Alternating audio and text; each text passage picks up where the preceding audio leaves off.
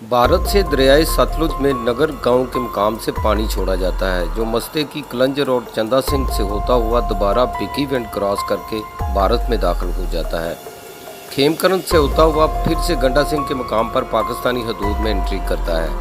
पाकिस्तान की तारीख में कई बार मानसून के दौरान दरियाए सतलुज ने अपने कुर्बोजवार के देहातियों को सैलाब की जद में लाकर जानी और माली तौर पर मुतासर किया, मगर इस दफ़ा मानसून से कबल ही दरियाए सतलुज ने भयानक रूप धार लिया। महीनों में अक्सर आता नहीं है। सतलुज के अंदर तो जो हमने देखा है वो अगस्त के आखिर में या सितंबर के शुरू में आता है। ये गैर मामूली तौर पर जो कुछ हुआ है और इसकी वजह से जो नुकसानात हुए हैं वो भी गैर मामूली है, क्योंकि लोग उसके लिए तैयार नहीं थे ज़हनी तौर पर। और एक बड़ा नुकसान हुआ है, लेकिन फसलों का और घरों का काफ़ी नुकसान हुआ है।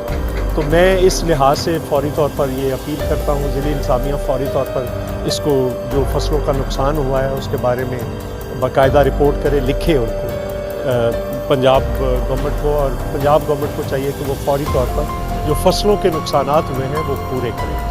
भारत ने इस बार बगैर इतला दरियाए सतलुज में इतना ज्यादा पानी छोड़ा कि दरियाए सतलुज के किनारों से बेशतर बांध टूट गए और इन देहातों में भी पानी दाखिल हो गया जो गलाई इलाकों में कायम थे। हजारों एकड़ पर खड़ी मूंजी, मकई और दीगर फसलें तबाह हो गईं। कई देहातियों के माल मवेशी भी पानी में बह गए। मकान डिग पे ने, स्कूल डिग पे ने, तकरीबन उन्होंने टेड़ा पै गई, सड़क तबाह हो गई ने, लोगों के घर डिग पै गए ने।